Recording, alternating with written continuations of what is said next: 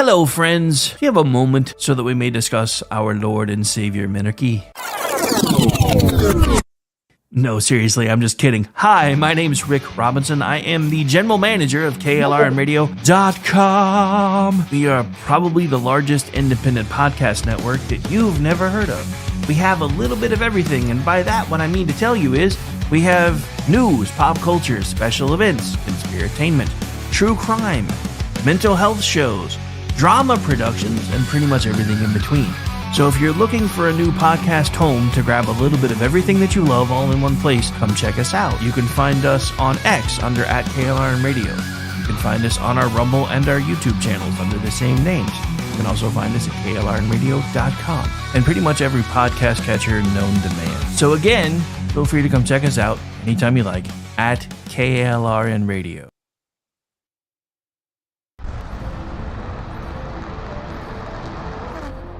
Are you ready to reach for the stars? Tune in to The Lost Wanderer, the #1 monthly podcast on good pods in astronomy. Join our host, Jeff, as he takes you on an interstellar adventure to explore the mysteries of space and the wonders of science. From rocket launches and distant galaxies to the latest discoveries in astronomy, each episode is a thrilling ride through the cosmos. Don't just gaze at the stars. Come explore the universe with us. Follow The Lost Wanderer wherever you get your podcasts, and let's discover the stars together. Celebrity designer Jeff Lewis is back with Hollywood House Lift. I'm excited to be working with new clients. I'm not getting rid of that. I hope I never see you both again. Yeah. An all-new season. Those have to go. That has to go. From oh, wow, It's been an actual nightmare. to oh, wow. This is such an upgrade. With celebrities like Josh Duhamel, Christina Ricci, and Gina Rodriguez. Dazzle me, Jeff. It looks like Chuck E. Cheese. Stream an all-new season of Hollywood House Lift with Jeff Lewis, now streaming on Freevee.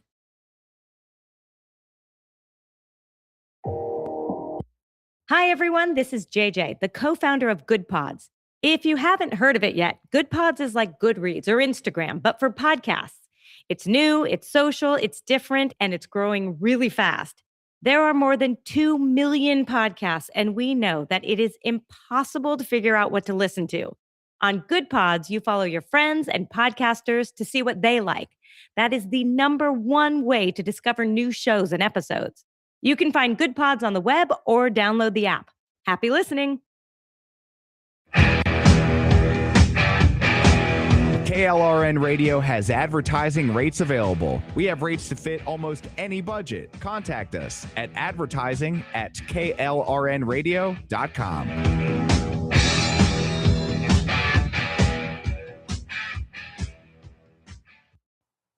The following program contains coarse language and adult themes. Listener discretion is advised.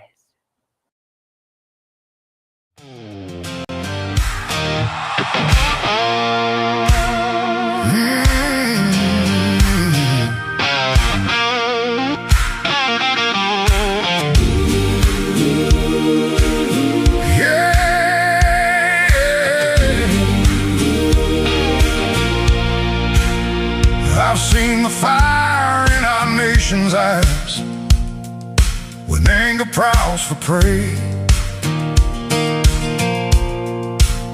I've heard good people draw their lines and call it holy rage,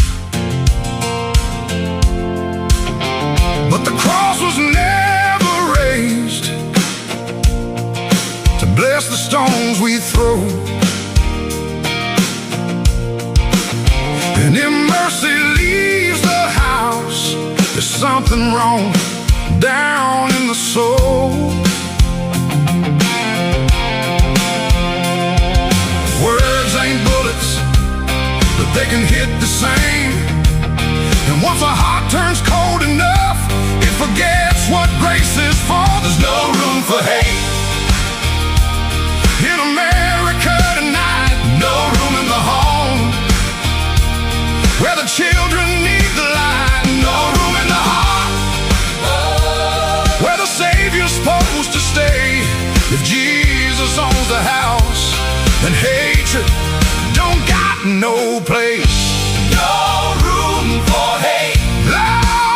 No room for hate.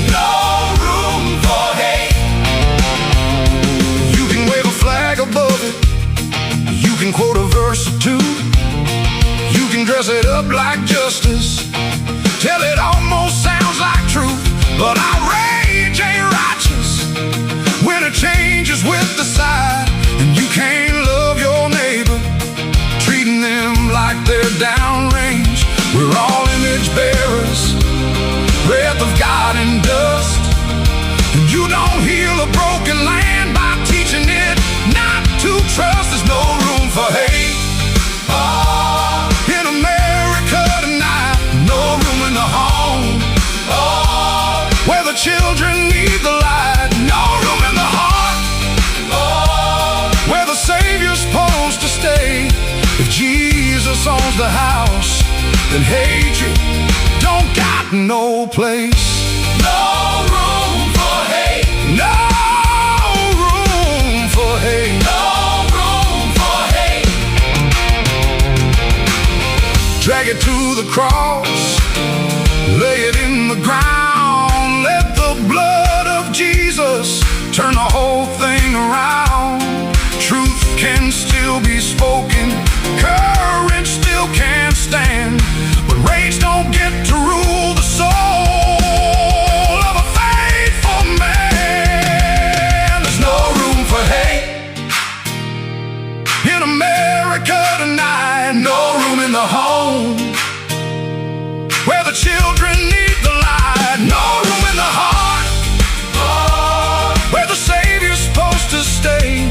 If Jesus owns the house, then hatred don't got no place. Let revival start where the anger breaks. Where the anger breaks. Let healing rise up where the hurt gives way. No room for hate. No room for hate. No room for hate. No room for hate. Not in Jesus' name. Not in this house. Not in this heart. Not in His name. No room for hate.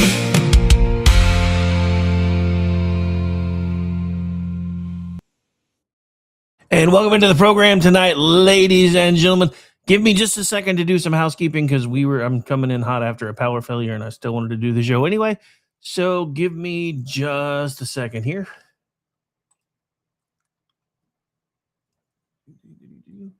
And also because we had a power failure, it's hot in my office, so I have a fan running. You may or may not be hearing some of that background noise. And if you do, I would apologize. But like I said, it's hot.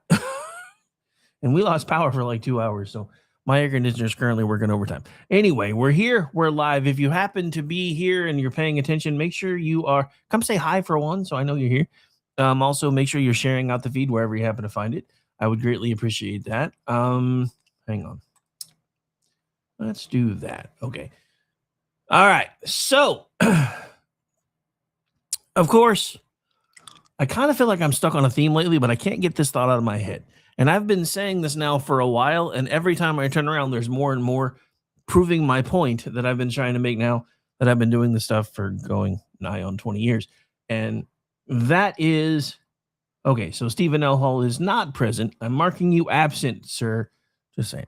Anyway, but yeah, so for the 20 years I've been doing this now, and it feels longer some days, especially this weekend. Holy crap. Anyway, I've been trying to get this message across for a while, and I don't know if it's working. I hope it is, but I keep trying to tell everybody we don't really have a gun violence problem or a violence problem in America. We have a hate being very deep within the heart of a lot of Americans problem, and that's kind of where we're going tonight because all of this is being brought back to the surface again. Now, before we get too far into that, there are a couple of fun hits I want to do, of course. To change things up a little bit. So hang on, I got to find the first one. Is that it? I don't think that's it. Where is she? Okay, hang on. It'll take me a second. I got to figure out which tab that was. Because it's not that one. It's not that one. It's that one. Okay, so let me see if I can find it now. Because for some of you may know, Of course, I do a conspiratainment show every couple weeks. It has come to my attention that we may have all woken up in a different timeline today. Some of you have no idea what I'm talking about, but you will in a moment. And it's because of comments made by this person. And here we go. These people are just idiots. I really, I'm at the point where it's become really hard to have an intellectual debate with any of these people. The dumbing of the United States has arrived, because how else do we get a Trump presidency again? All right, so I want to stop right there, because this actually illustrates the very point that I'm talking about. She just called half the country stupid. She just called 71 million Americans stupid. Now, I want you to pay very close attention to what happens next, because this was a while ago. This, as far as I know, was today. The last time the Alien Enemies Act was invoked, it was used to detain and deport German, Japanese, Italian immigrants during World War XI. So, just in case you missed it, in the timeline we all went to bed in yesterday, we fought the Germans in World War II. But according to Aunt Jemima here, and I know somebody's going to yell at me for that, I don't care, we fought the Germans in World War XI. I would kind of like to know where the other, so we missed 9? So somehow, some way, we've slid into a parallel universe where there were 9 other world wars between the time that we fought the Germans the first time and fought the Germans the second time? Is that what that's what you're telling me? That's what you're telling me? But, not to make too light of it, I'm going to play that first part again, because I need you to hear. This is what we're going to be talking about all night tonight. The people that are elected, that are supposed to be working for us, who now think we're stupid. These people are just idiots. I really, I'm at the point where it's become really hard to have an intellectual debate with any of these people. The dumbing of the United States has arrived, because how else do we get a Trump presidency again? All right, so the dumbing of the United States has arrived, because how else would we get a Trump presidency again? Now, technical issues, apologies. All right, so, but the dumbing down of America has occurred, according to her. Now, I agree to some point, but not in the same way that she does, because here's the thing. The guy who rushed the magnometer on Saturday night and tried to basically take out as many of Trump and Trump's cabinet members as he could, and was hoping he was going to be able to do that, he is the everyday average leftist. He is well educated. He was well liked by most everybody that he's interacted with. He was intelligent to the point where some might have even considered him kind of on the genius level. And yet, he basically kind of went crazy right in front of everybody's eyes, because he started believing everything that folks like Elon Omar and the leftist media, or as I call them, the zombie media, has been talking about for years.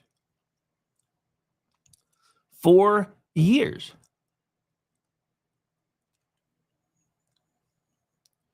And that's the thing. They have been calling, look, we can go like I said, we can go all the way back to Obama. Remember the bitter clingers comment? That was what, 2011, 2012, if memory serves? So that's how long this has been going on. It's been going on even longer, but they were more stealthy about it before. After Obama started saying it out loud and in front of microphones and in front of everybody else, they got emboldened. So the problem, there's a twofold problem that we have in this country. We don't have a gun problem. We don't have a violence problem. We do, but that's not the cause. That's the effect of the underlying problem. And the underlying problem is twofold. These people have always, I'm going to say that again, these people have always hated everyday average Americans like me and you. Always. The difference is, after Barack Obama stopped hiding that fact and started trash talking us right to our faces, they felt like they had permission to do it again. So again, welcome into America Off the Rails. My name is Rick Robinson, and tonight, this is going to be a heavy show and a little ugly. Something that has been sitting right in front of us for a long time, and that's political hate. Not disagreement, not debate, not what a lot of folks refer to as hardball politics, not even sharp commentary, because Lord knows that's kind of what I do. I mean the kind of political hate that turns people into targets, the kind that looks at another American and does not see a neighbor anymore. It doesn't see a citizen. It doesn't see a human being made in the image of God. It sees an enemy to be mocked, shamed, silenced, ruined, or removed. So the crux of the show tonight is America does not have a political violence problem. Political violence is a symptom of the underlying problem, because we have a heart problem. Political hate doesn't start with the trigger. It doesn't start with the weapon. It doesn't start with police tape. It starts in the human heart. It starts when the heart decides that one particular person or persons is not just wrong. They're so wrong that they're evil. That person is not just my opponent. That person is a threat. That person is not just somebody I need to defeat at the ballot box. That person is somebody that the world would be better without. That's where this starts. And I'm going to be honest. Social media is how I make a lot of my money now. It's how I have built what I have built. And, it started as nothing. It's kind of, I want to say middle now, because, it's not like I'm making millions of dollars and have tons of ad buys and everything else, but we're doing okay. But the downside to social media is now everybody that has a phone and a camera has decided they are the star of their own stories. And they're going to give you their opinions, whether you want them or not. And much like we have discovered with Donald Trump, because everybody seems to forget, all the people that don't like how rambunctious he is, how outlandish he is, forgets how he was in the very beginning when they started trying to shove him into the spotlight. The couple of times when he was a little bit older than Barron, that he was on TV, and I believe one of the first places I remember seeing him was on Letterman, I think it was Letterman. He would stare at his shoes until the host asked him a question, because he didn't know what to do with himself yet. And then we taught him that first New York City taught him you have to be loud to get attention. Believe me, listen to anybody talk that was born there. Whew. The only people that I know that are louder is Puerto Ricans, and I say that with every bit of love I can muster in case Aggie's in the chat. But I had a Puerto Rican fiance, and trust me, they are loud. There are good things about Puerto Rican fiancés too, but that's for a much, much later show. Anyway. But yeah, there are people that have now decided that they know who the world would be better without. And that's where all of this starts. And the problem is, now that everybody has a platform, because remember, when Elon Musk first took over X, he said he wanted to make X the new town square, which is great. It's an awesome idea. And I have to admit, I was one of those people where I'm like, just let everybody say whatever they want to say and let everybody else police it themselves. Problem is, that doesn't work very well. For rational folks, it does, because we see people saying crazy things, and then we usually either point and laugh or make them go viral for all the wrong reasons. But then there are people like this guy who believe all the politicians for the last year or so that have been screaming and yelling about how Donald Trump is all over the Epstein files, and he's a pedophile, and he's a rapist, and he's done this, and he's done that.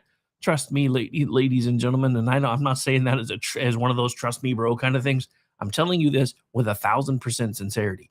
If there was anything in those documents that could have derailed his campaign all the way back in 2015, 2016, they would have used it, because the CIA, the FBI, and a sitting president were trying to derail his campaign as it was, and they were colluding to do it. So if there was anything there, they would have used it. But it doesn't matter, because once you give them a target, Once you say this man has done terrible things, he is evil. I mean, who doesn't look? Just be honest.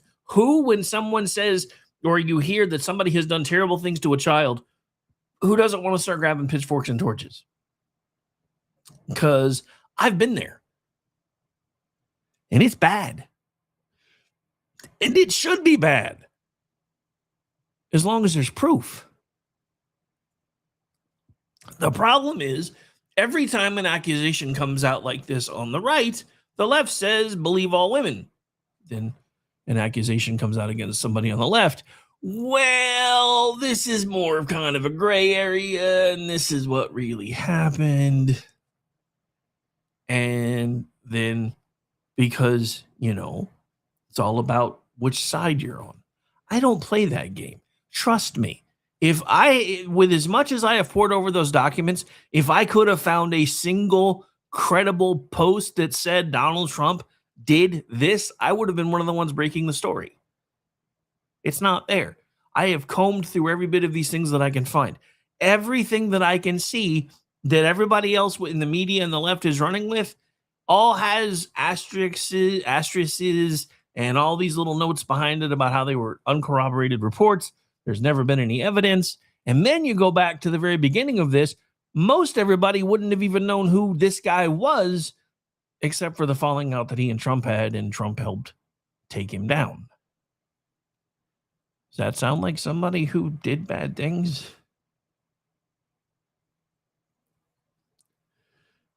All right. So, where we go from here? Let's be really honest.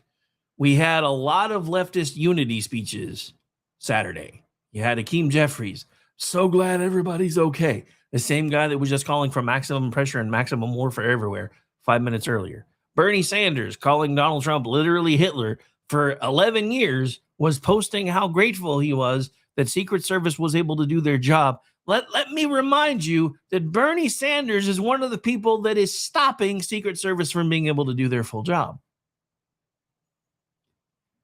And that is why all the unity speeches in the world are not going to fix this if we ever deal with all of this anyway, because nobody wants to face the facts that this is actually a hard problem. Last night on Kingdom and Country, we looked at this from the faith side. We said hate has no place in America, in your home or in your heart. Tonight on America Off the Rails, we're going to be talking the same stuff from a different angle, because we're going to take a deep dive into political culture, because we've watched something dangerous become normal. We've watched media figures, celebrities, politicians, and activists get way too comfortable saying hateful things in public spaces. Not whispered in private, not behind closed doors, not in the Senate cloakroom, not muttered under their breath, said out loud, on television, on stages, at rallies, in speeches, in comedy routines, in front of cheering crowds. Every time it happens, we get the same excuses. It was a joke. It was a metaphor. That was completely taken out of context. This is just politics. It's a full contact sport. It was just theater. It was just to elicit emotion. Maybe in some cases, those explanations are technically true. But that's not the full problem, though. Maybe the problem is that the language comes so easily now. Maybe the problem is not what people say after they get caught. Maybe the problem is what their first instinct was that made them comfortable saying the thing in the first place that they eventually got caught over. Words are not bullets. And everybody remember, sticks and stones can break my bones, but words can never hurt me. That's not entirely true. And especially if you are a Christian, you need to hold this in your mind as we discuss it, because you have the same power of life and death in your tongue as your Creator has. So, no, you're right. Words are not bullets. But if you're crafty enough with them, they can hit the same.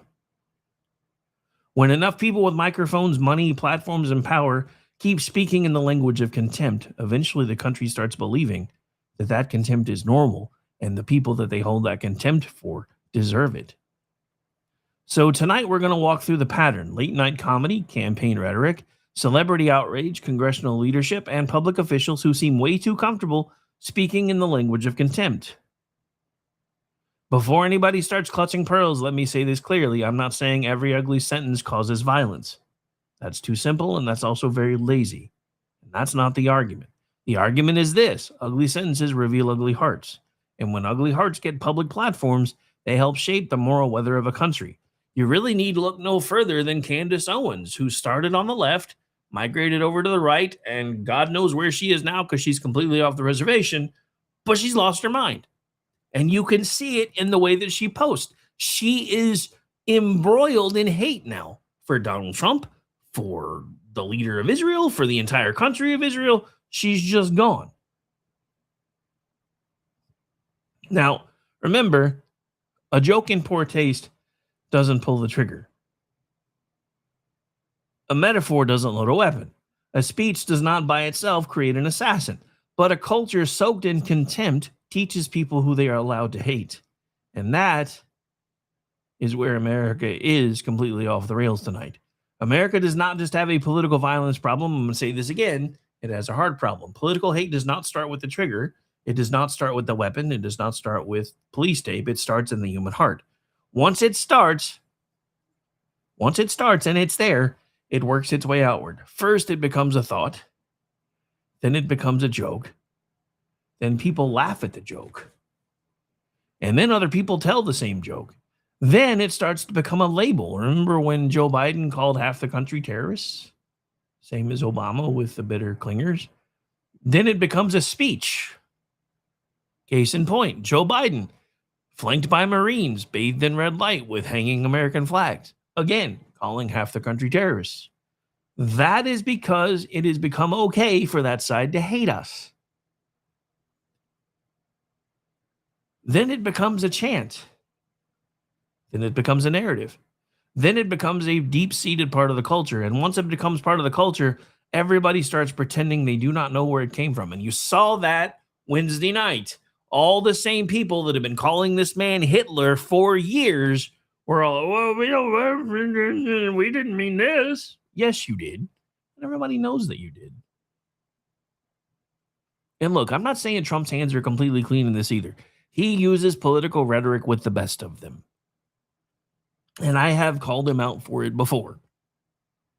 I will admit, about half the time I laugh like everybody else. The other half of the time I'm like, yeah, I really wish you wouldn't have said that. But again, we act shocked when someone crosses a line, but we spent years moving the line. We act stunned when someone talks like a political opponent is less than human, but we trained half the country to talk that way. We gasp when the rhetoric gets violent, but we kept rewarding people who escalated the rhetoric. More clout, more hits, more impressions, bigger reach, bigger audiences. Because much like the lamestream zombie media and their slogan of if it bleeds, it leads, if it's mean, everybody's going to notice. Because that's the part that nobody wants to admit. Let's start with the current media example because it is fresh and it says a lot about where we are. According to Reuters, Reuters has reported that President Trump called for ABC to fire Jimmy Kimmel after Kimmel joked that Melania Trump had a glow like an expectant widow. The backlash came in the same larger moment as the White House Correspondents' Dinner security incident, and that timing made the line land even uglier. And we have that here somewhere. Sorry, I'm still scrambling because I had a power failure.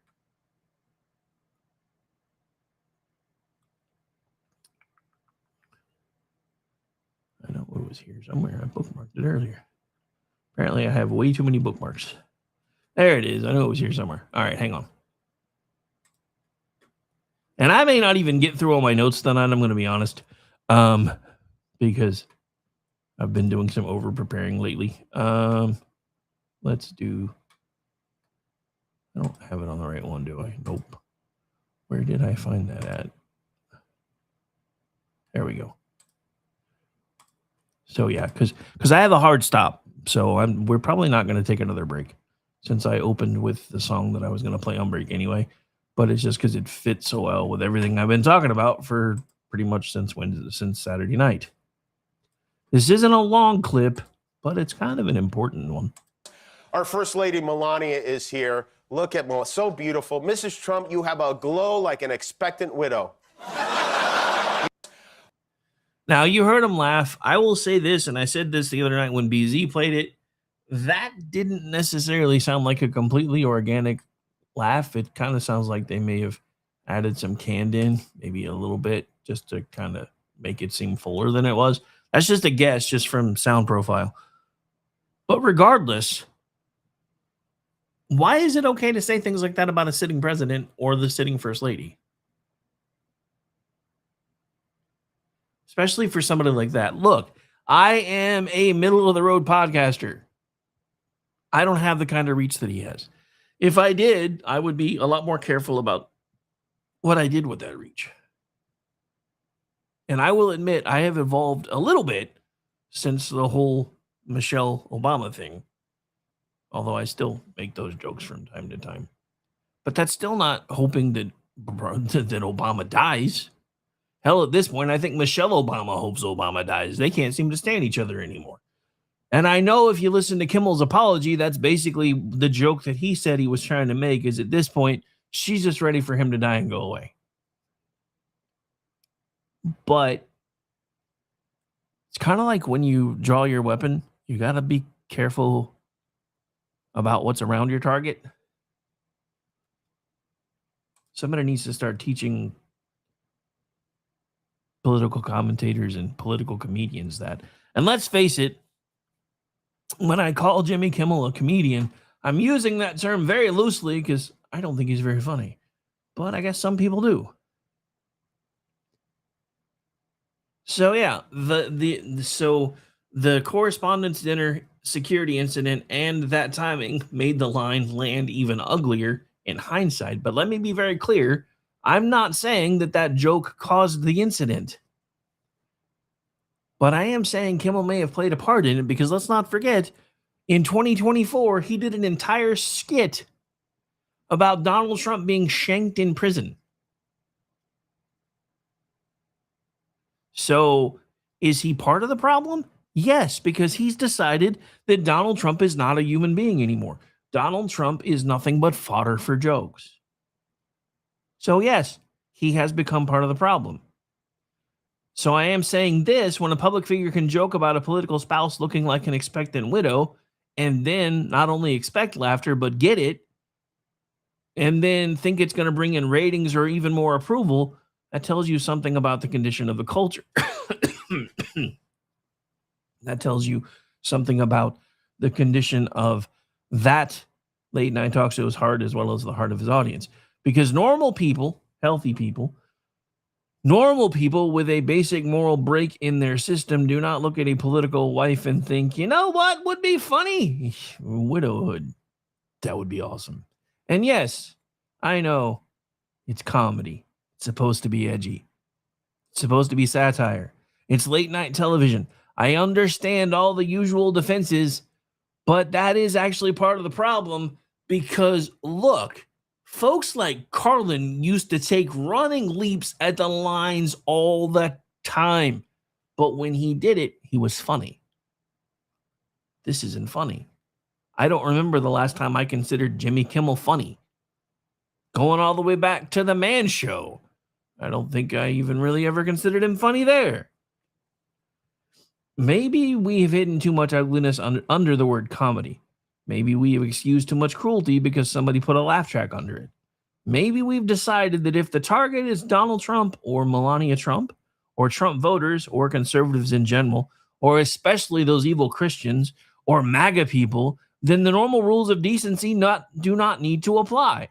That is not comedy doing truth to power. And yes, I cringed when I said it too, but it was important to put it that way. That is contempt wearing a tuxedo. And that is where the heart problem shows up, because hate does not always announce itself with a torch, a pitchfork, and a manifesto. Sometimes it walks out under stage lights and calls itself entertainment. Now, we've touched on one of the biggest media entertainment cross sections on this.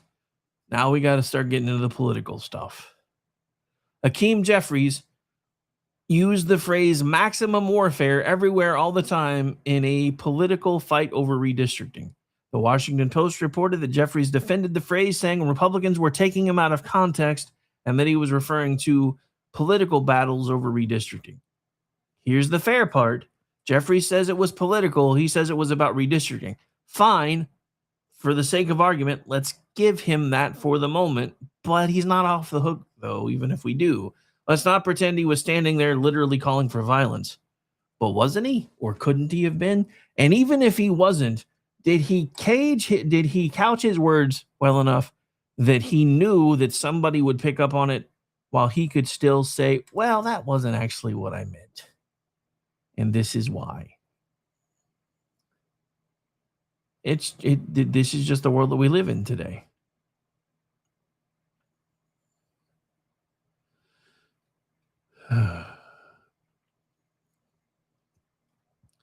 All right, so let's see what else we can get into. Sorry, I was looking. I don't think I have that clip. I thought I did, but I can't seem to find it now. So let's just keep rolling because I still have lots of material to get through anyway. We got like 20 minutes. So again, Jeffrey says he didn't mean it that way. He's being taken out of context. But here's the problem with that, because here's my question. Why is the language of our politics so comfortable living in the language of warfare? Why is it always war? Why is it always about combat? The same people who tell you they don't want any more wars on both sides are very comfortable using the language of war to describe their opponents. Now, I will say this. There's about a 70-30 split with that from everything I've been able to find. The left, especially when they are the ones that are not in charge, really want to lay in that these people are your enemies shtick really, really hard. Because it helps people become desensitized. When you call people Nazis, you're giving people permission to consider those people monsters. When you call someone literally Hitler, you're giving people permission to consider that person a monster. Now, look, I trash talk with the best of them, but I never said anything about Joe Biden deserving to be dead. May have mentioned that he occasionally looked like one of the Walking Dead, but not that he deserved to be dead.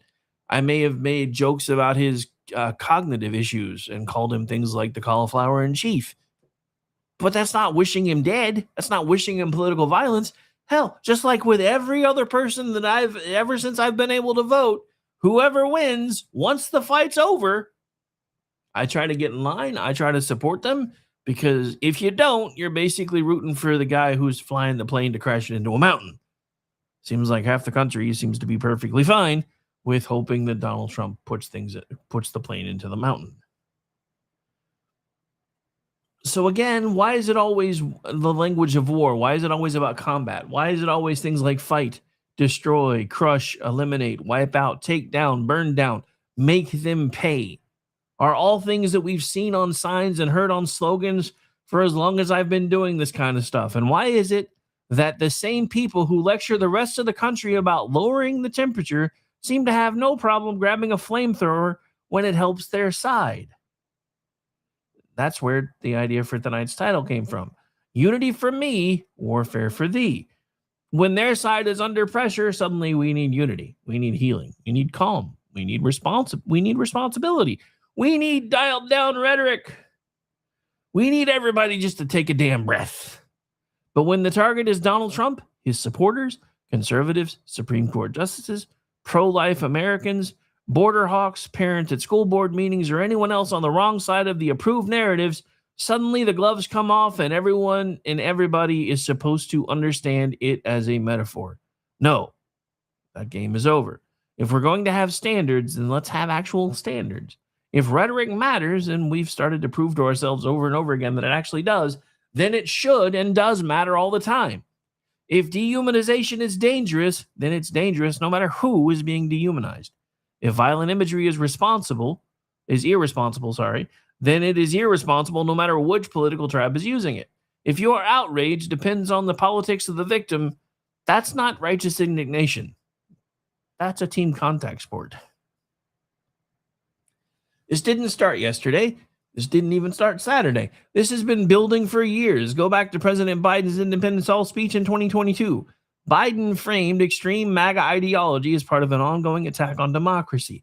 He also said there were many Americans who reject that ideology and made distinctions in the speech, but in the real world, millions of ordinary Americans heard themselves placed under that shadow. A president can criticize his opponents.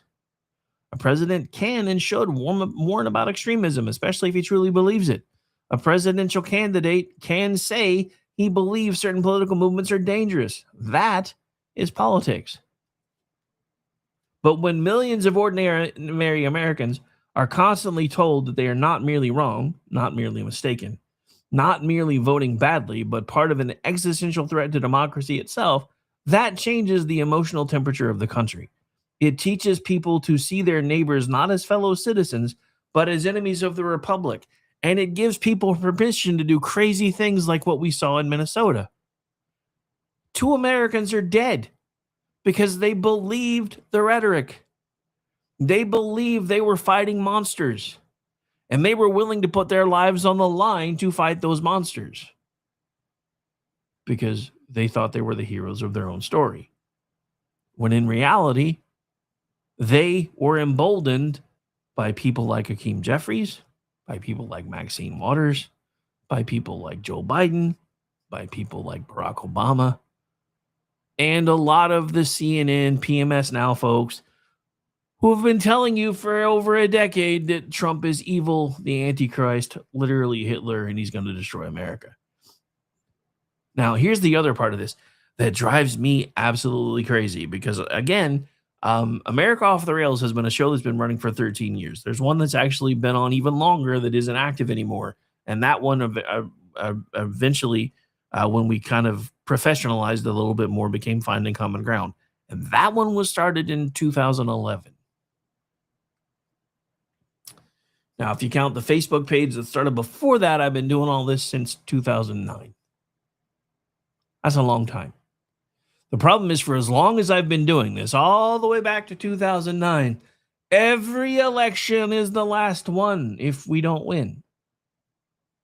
Now, that sounded pretty hyperbolic, and I'm not going to lie about that until you saw what happened in New York City, until you've seen what's happened in Virginia, and now I kind of feel like maybe we were the kids crying wolf too soon, because now we're like, okay, now stuff's really getting real, but nobody wants to hear it anymore because we've been telling them for the last 15 years that everything was going to suck, and it kind of does.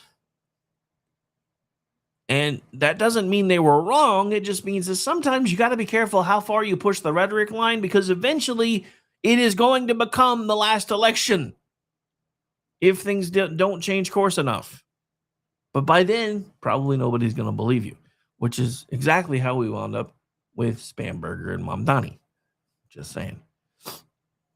But again, if every election is the last election, if every opponent that you disagree with is literally Hitler, if every disagreement becomes fascism, if every court ruling is Handmaid's Tale in the making, if every Republican victory is democracy dying in darkness, then eventually unstable people in the audience start thinking they are living in a movie where violence makes them the hero of the story. Now, I'm going to slow down here again for a second, because that doesn't mean that the speech caused the violence. It means rhetoric builds atmosphere, and atmosphere matters. And when you think about it, the guy that did this just on Saturday night was, 31 years old? So assuming he started paying attention probably around 18, that is right in the sweet spot of, one, somebody who, much like my eventual co-host for Finding Common Ground before we shelved it, who grew up as a child under the 8 years of Obama and thought that that was going to be ushering in a democratic utopia until Trump won. And he was just as distraught as this guy about Trump winning, until he went out on his own and realized that nothing about life is as easy as you think when you have to do everything yourself. And I'm not going to get into all that because I've gone into it before, but I think that's part of what happened with this kid in reverse. Because again, he's about the same age as this kid that I'm talking about. And that would have put him squarely into the time frame of not understanding how Trump won, not understanding how this wasn't the beginning of the new Camelot with a Democrat majority for the next 100 years. And then when they lost, they did what they always do. They didn't lose. Somebody cheated. They didn't lose. Man's evil and was willing to do whatever it took to win. These are the same people that kept telling you he wasn't going to leave on checkout day. Except he did. These are the same people when he was sworn in again. You know he's not leaving on checkout day. You sure about that? He left the first time. But they can't have you thinking like that. Because if they can make you afraid of the person who's running the country, it makes you more malleable for them. It makes your pocketbooks easier to open for them. And our side does it too. Trust me, this isn't just all about the left. The right may not use the rhetoric to the degree the left does, but they use the rhetoric to fundraise. And then they tell you and they promise you, give us the money, put us back in charge, we're going to fix what's broken. But then every time they tell you, they can't actually fix what's broken. But there's a reason they can't fix what's broken, because if they did, you wouldn't need them anymore. All right. So here is continuing with the different political folks that have just completely crossed the line over the years. Hillary Clinton gave us one of the clearest examples of elite contempt back in 2016 with the basket of deplorables line. Reuters reported that Clinton later said she regretted saying half of Trump supporters belonged in that basket, probably because she would rather have said that they all belong there, though she still defended calling out what she described as prejudice and paranoia. That line mattered because it told millions of Americans what the ruling class, and the fact that we have to say the ruling class infuriates me, but it tells us what they thought of them. Not wrong, not frustrated, not forgotten, not fed up, deplorable. That kind of language teaches people to look down before it teaches them to listen. You cannot heal a country while sneering at half of it. You cannot call people garbage, deplorable, fascist, racist, extremist, and dangerous for years and then act confused when trust collapses. This is not about being delicate. I'm not asking anybody to turn politics into a pillow fight. Although for the lady races, that might not be a bad... Oh, wait. Sorry. My bad. I believe in strong language. I use strong language every day. Sometimes bad ideas need to be called bad ideas. Sometimes corruption needs to be called corruption. Sometimes evil needs to be called just that, because it is. And I just realized I've had this up on the screen for forever. My bad. Did I mention I'm a little discombobulated? So yeah, anyway. Dude, we lost power right in the middle of trying to cook dinner, and it wasn't back for like 2 hours. So I have been feeling behind ever since. So if tonight feels a little more discombobulated than usual, first of all, that should say something. Second of all, now you know why. But again, there's a difference between attacking an idea and stripping the humanity from the person who holds it. The difference matters, and the more we lose that, the more the heart problem grows. Political hate does not start with the trigger. It does not start with the weapon. It does not start with police tape. It starts with the heart, and it starts when the heart decides that a person isn't my neighbor anymore. That's the actual first shot, because everything else comes later. One of the clearest examples of public space escalation came from Maxine Waters in 2018. According to Time Magazine, Time Magazine reported that Waters told supporters that if they saw Trump administration officials in places like restaurants, department stores, or gas stations, they should get out and create a crowd and tell them they were not welcome anymore, anywhere. Think about that. Not argue with them on policy, not vote them out, not challenge them in a hearing, not write an op-ed, not show up at the ballot box, tell them they are not welcome anymore, anywhere. That is not ordinary disagreement. That's banishment. That is telling people there should be no normal life for these folks. No quiet dinners, no grocery store trips without some sort of disturbance, no gas station stops, no breathing room, no public space for people tied to what they feel is the wrong administration. Once again, I know the defense people will say she was angry over policy.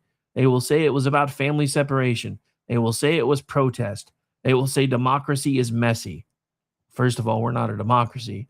But fine, protest is part of America. Anger is part of America. Public pressure is in itself part of America.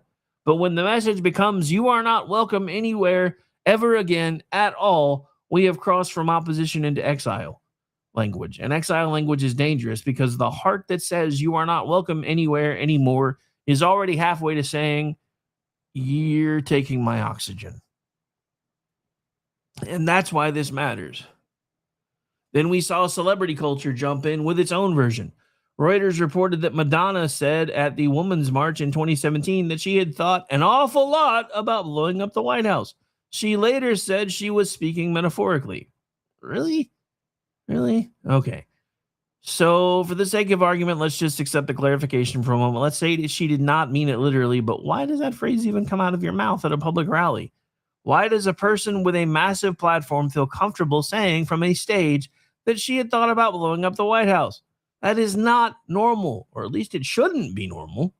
And again, it reveals the heart. Sometimes the clarification after the fact is less revealing than the comfort level in the moment. Kathy Griffin, everybody remember her? Posed with a fake, bloodied, severed head resembling President Donald Trump. Reuters reported that CNN fired her from its New Year's Eve broadcast after the photo drew widespread criticism. That was not satire with a scalpel. That was political hatred with stage lighting. Again, I'm not saying that the photo caused the next violent act, but I'm saying this is becoming a cumulative effect. I'm not saying Kathy Griffin personally created the country's political sickness. I'm saying she was being fed by it. And I'm saying a culture that turns political death imagery into entertainment has a sickness in its heart. There's a difference between mocking a politician and fantasizing about his decapitation. There's a difference between satire and political bloodlust. There's a difference between punching up and posing with a severed head. The difference should not require a panel discussion. Then, the next one, Johnny Depp at Glastonbury in 2017 asked, when was the last time that an actor assassinated a president? CBS reported that he appeared to be making a joke, and he later apologized, but the remarks sparked controversy because everybody knew exactly what historical reference he was invoking. And if you're not sure what I'm talking about, you miss 100% of the shots you don't take, John Wilkes Booth. Again, the defense is always the same. It was a joke. It was a metaphor. It was taken wrong. It was not meant that way. But when the joke is about presidential assassination, maybe the problem is not only whether you meant it, maybe the problem is that the culture has made it feel plausible and has given you the freedom to be able to say it out loud. That is the line I keep coming back to tonight. The issue is not just, did you technically mean it? The issue is, why were you comfortable saying it in the first place? What have we become comfortable saying? What have we become comfortable laughing at? What have we become comfortable excusing?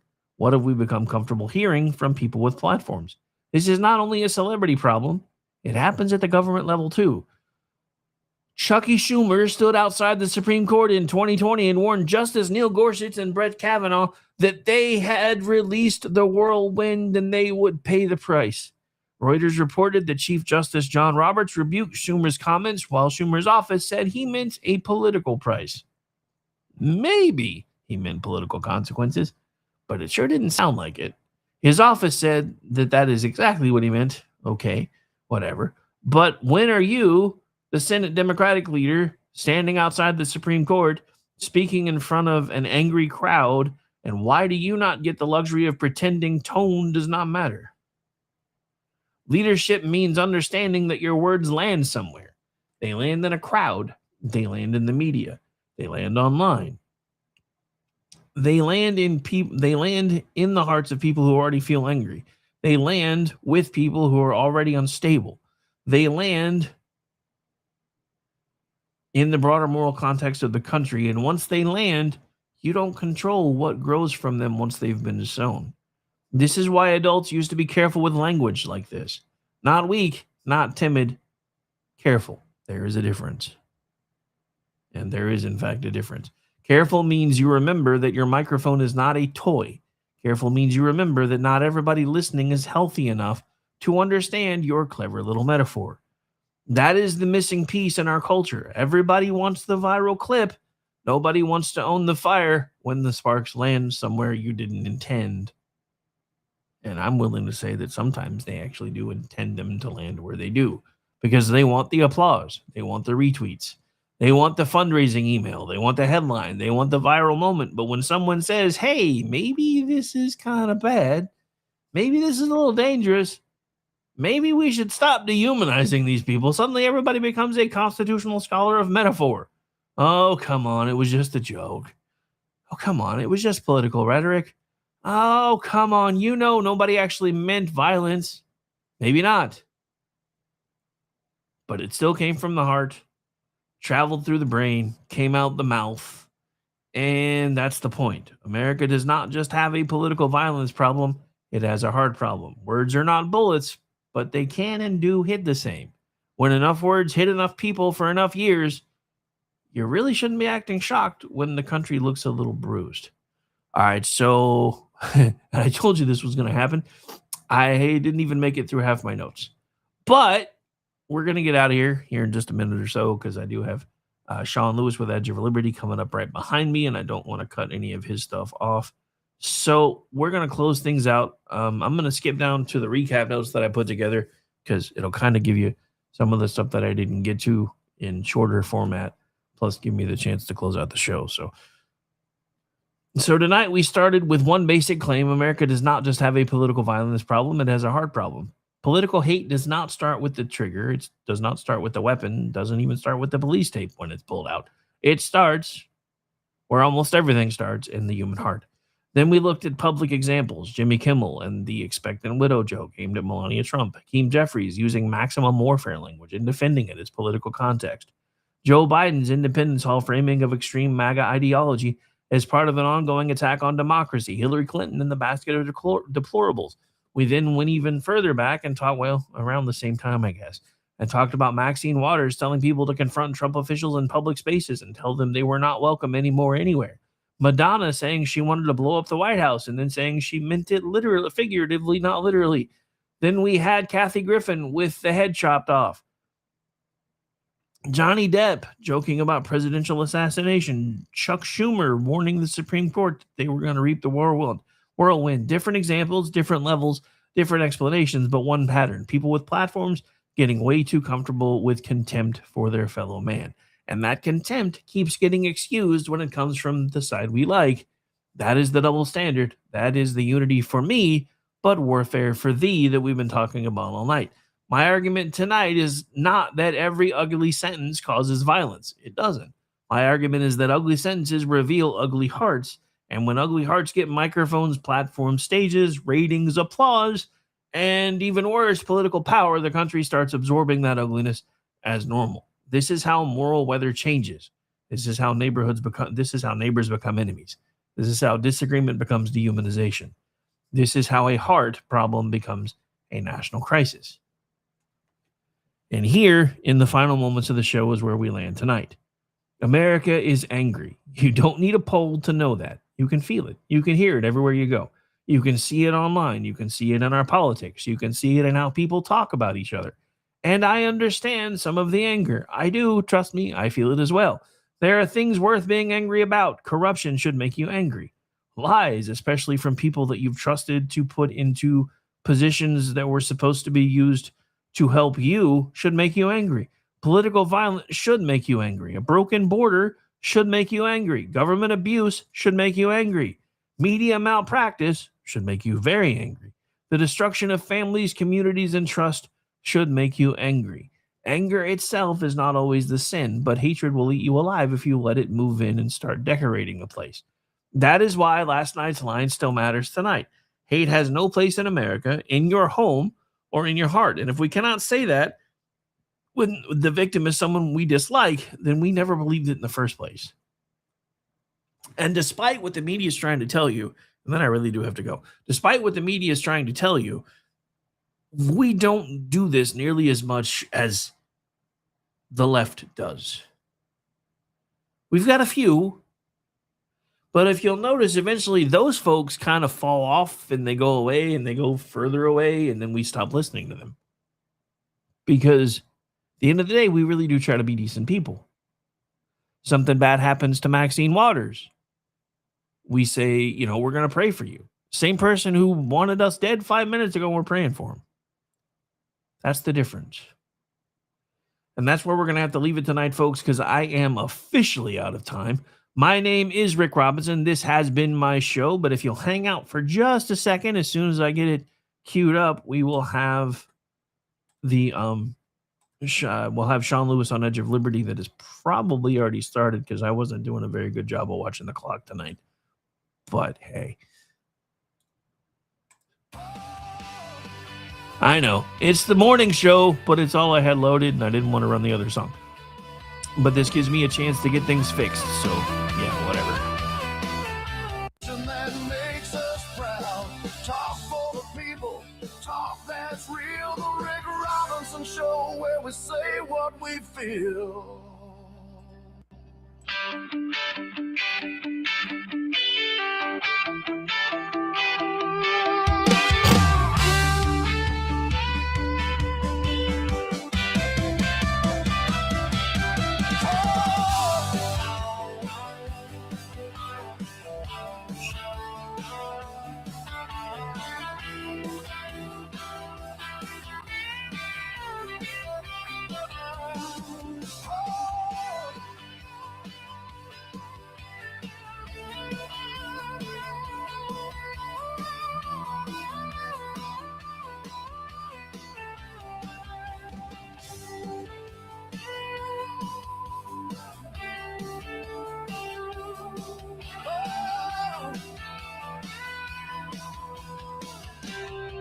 It's called the Dunning-Kruger effect. And essentially, it's a cognitive bias where people with limited knowledge or competence in a domain greatly overestimate their own knowledge or competence. In other words, you think you're fucking smarter than you really are about something. Now, I will tell you that from my show, I don't claim to be the smartest guy out there. I just do my homework, and then I share it with you. And I hold on to information that I've gained, and I regurgitate it back. Sometimes quite often, if we're being honest. Too much, probably. But that's what I do. I don't claim to know everything. And I don't claim to have absolute knowledge. I've been covering politics in this capacity for going on 15 years. Just when I think I know a lot about what I'm covering, everything changes. But the left seems to be almost indoctrinated with the Dunning-Kruger effect in their DNA. And it is the I have a college degree and I know better than everybody else in the world crowd. And Thomas Allen Cole appears to have been a product of that. He earned a bachelor's degree in mechanical engineering from Caltech in 2017 and a master's in computer science from Cal State Dominguez Hills in 2025. Okay, he earned that. I guess I'm not saying anything there. He had to be good enough that he completed an internship at the NASA Jet Propulsion Laboratory in 2014 and recently worked as a part-time tutor at C2 Education, where he won Teacher of the Month in December 2024. Now, here's what's interesting. In 2025, he gets his master's degree. He has an internship, and he's only working part-time living at home as a tutor, albeit he might have been a good tutor. Ricky in the chat room, good evening, thank you. But it's an interesting paradigm to look at. Now, when you start reading into his manifesto, which I'm going to read in full, and not because I want to give this shitbag any more credit than he deserves to do, than he deserves get, but I want you to just hear his words. And if somebody was sitting across the table from you going through this, tell me what your thoughts would be in your head. He goes, hello, everybody. This is written apparently the day of the White House Correspondents' Dinner, the day he tried to assassinate the president. Hello, everybody, in a weird, happy way. So I may have given a lot of people a surprise today. Let me start off by apologizing to everyone who I abused. I apologize to my parents for saying I had an interview without specifying it was for quote-unquote most wanted. He's cracking jokes. I apologize to my colleagues and students for saying I had a personal emergency. By the time anyone reads this, I probably most certainly do need to go to the ER, but can hardly call that not a self-inflicted status.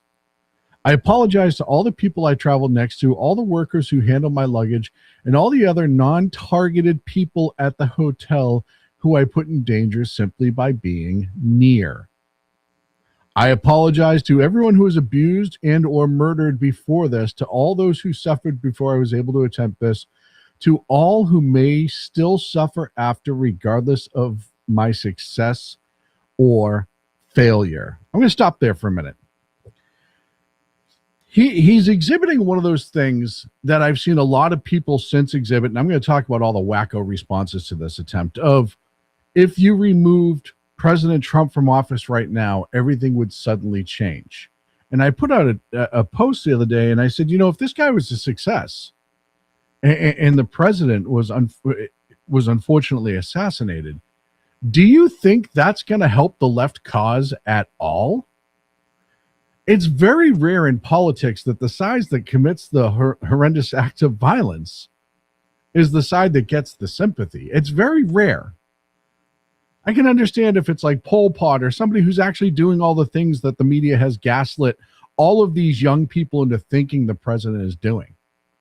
But this is an actual cornerstone moment to turn around and start going backwards through time and start actually examining, from the time Trump came down the escalator, the amount of lies that were perpetrated.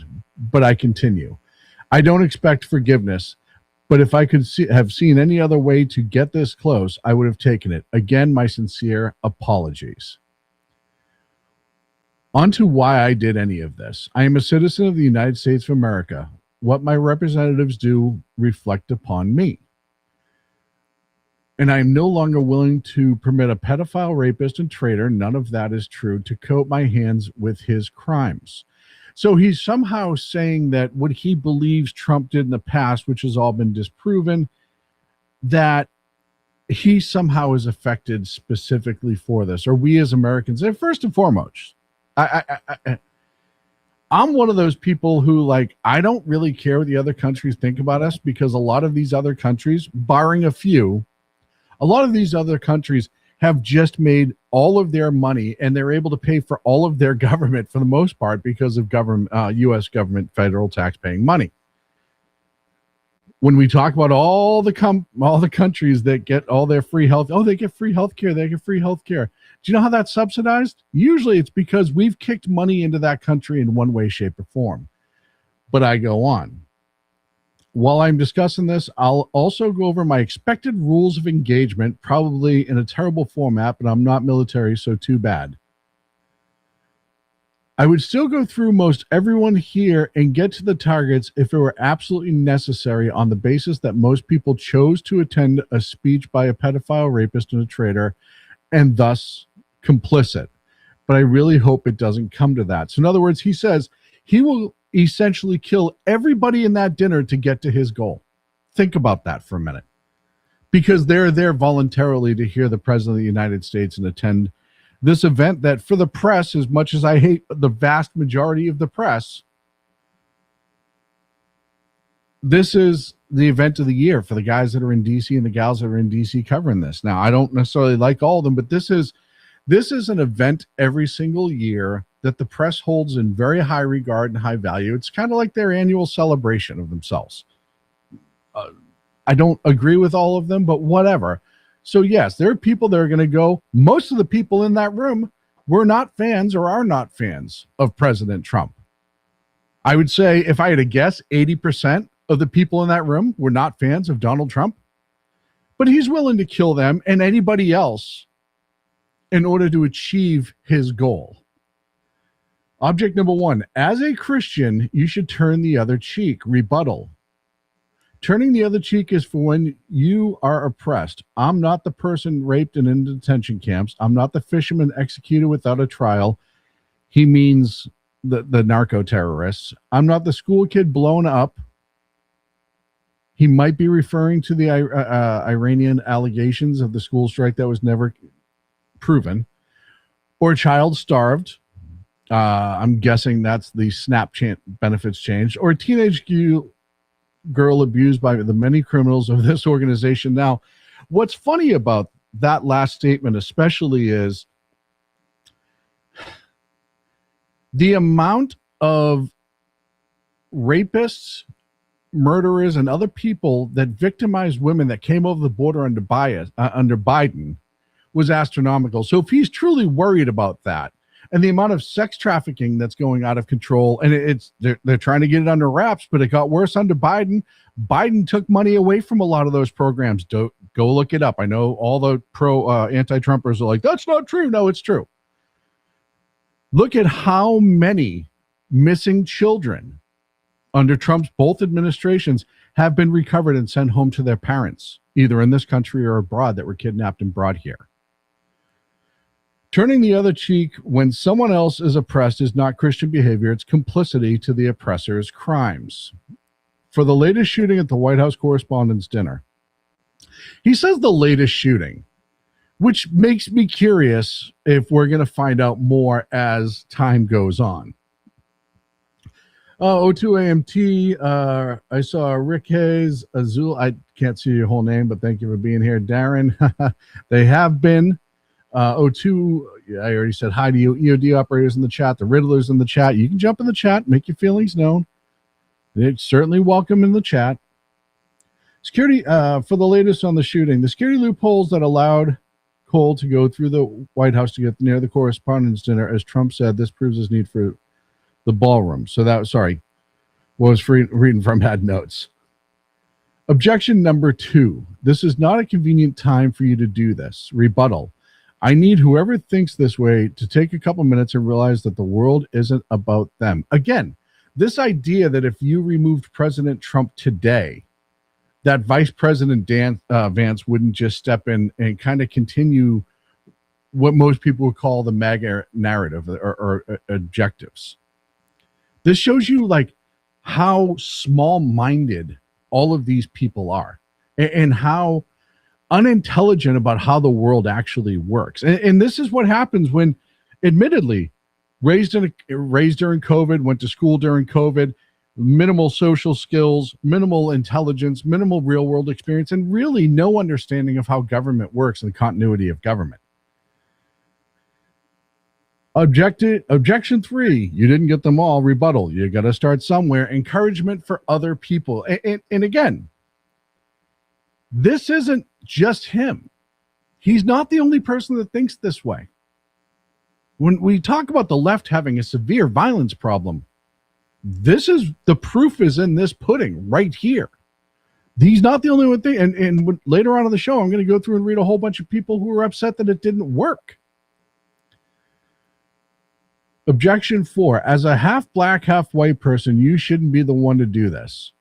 The fact that he's making himself the victim of some sort of racial disparity for trying to assassinate the president of the United States of America, I cannot understand the amount of mental fucking gymnastics that go into that. I'm doing this even though I'm half black and I shouldn't have to do this. Everybody else should have done this for me. I don't understand that. And I don't understand that victimhood mindset. But clearly he has it. He's turning himself into the fucking victim. It's so fucking weird. Yeah, no, EOD operator, you absolutely nailed it right. The important part of releasing the manifesto is that it shows that this guy wasn't the fringe. He's the mainstream left. And look, it's more and more exactly that. And you see a whole bunch of people that the Democrats need to be deemed a terrorist organization. But the simple fact of the matter is, this is the socialist, and I'm not defending Democrats because plenty of them said asshole things, but this is that 20% or 17% of the population that still approves of Democrats. It's this guy. This is the one, for the most part, who still supports them.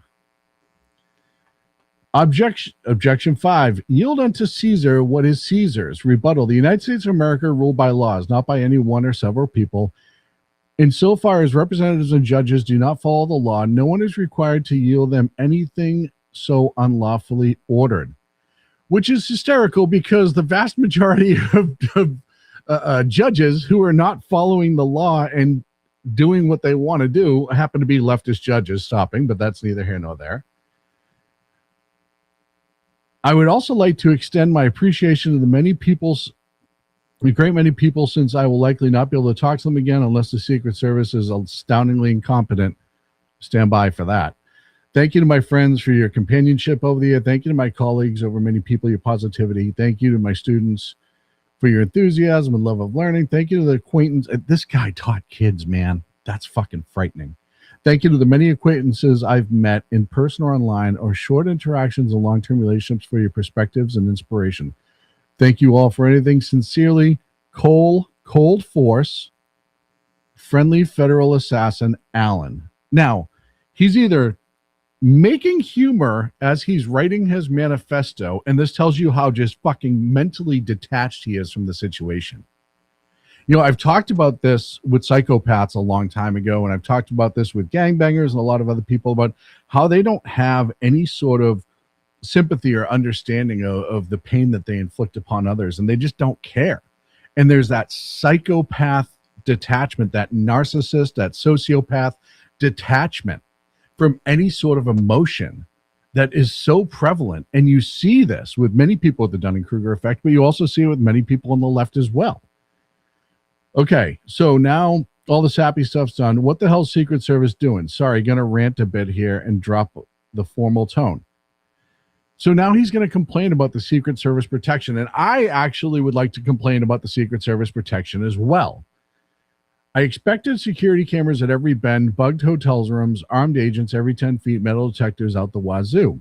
You would think so. What I got, who knows, maybe they're pranking me, is nothing. No damn security, not in transport, not at the hotel, not at the event. Like, the one thing that I immediately noticed walking to the hotel is a sense of arrogance. No, it's incompetence. And it's certainly something that the Secret Service needs to answer for, because this guy he's not military trained as he's got no tactical experience. His only trigger time, so to speak, is just at the range, and probably what he learned on Call of Duty. I'm guessing we're going to find out eventually that Cold Force is probably his online gaming name. But he's pointing out, hey, I'm walking into where the president and the vice president and a whole bunch of government officials are going to be, and it's a cakewalk. Granted, he rented a room in the hotel, but still. I walk in with multiple weapons, and not a single person there considers the possibility that could be a threat. The security at the event is all outside, the outer bubble. And if you understand how security at these events work, and we've talked about it before, you have the outermost bubble, you have the secondary bubble, then it gets tighter and tighter, and you have all of these alleged layers that are supposed to prevent what actually happened. And the outermost bubble means you don't come in here unless you have a ticket, an ID, or you're staying in the hotel at the Hilton's, in the situation of the Hilton. In other words, if you don't have a legitimate reason to be here, you're gone. That's how they get rid of all the protesters, all the extra people that just want to swarm. Yet it's how they start crowd control. Then you get to the next layer. Do you have your ID? Do you have your ticket? Yes, probably go through metal detectors, or you should have gone through metal detectors. And then you start weeding more people out. And as you get closer and closer, they're checking more and more until you get inside the event. The security is all outside, as I said, focused on protesters and current arrivals, because apparently no one thought about what happens if somebody checks in the day before. Like, the level of incompetence is insane, and I sincerely hope it's corrected by the time this country gets an actual competent leadership again. Again, he doesn't care if Trump or others die, as long as the people that he likes are okay. This is, again, the left 100% right now. But as I said before, here's a guy with zero training on these events. I've worked events like this several times when I was working back in law enforcement. And how structured it was, and it wasn't for the president or vice president, it was much less important people, and how structured it was back then was incredible. Like, if I was an Iranian agent instead of an American citizen, I could have brought a damn Madus in here and no one would have noticed shit. Actually insane. So here's a guy who is obviously mentally rotted from the inside, emotionally rotted from the inside. Because he already said he'd kill anybody to get to his objective. He doesn't care. He's got no military training whatsoever. No tactical training outside of like Call of Duty or something like that whatsoever. And he before he made the run that you saw where he came in through the metal detectors on the inside and they shot him, he noticed all of this. Because clearly he didn't write this after he was arrested, so he wrote this before. He was doing his counter surveillance. You know, it's so funny when I took a FEMA counter surveillance school years ago. And one of the things that they absolutely taught you is focus on people who blend in more than the people who stick out. Because usually anyone who's done any sort of counter surveillance or operational planning has already accounted for that. They've already said, okay, if I stick out and I look weird, I'm going to get stopped, right? That's an easy. This guy was walking around with his dick in his hands, couple of guns up in the hotel, getting ready to try to kill the president of the United States of America. And he's noticing this unbelievable fucking lapse of security for a president who has had now 4 assassination attempts, was shot once. And we're, like I said, we'll go over that in a little bit. Oh, if anyone's curious in how doing something like this feels, it's awful. I want to throw up. I want to cry for all things I wanted to do and never will. And again, making himself the victim.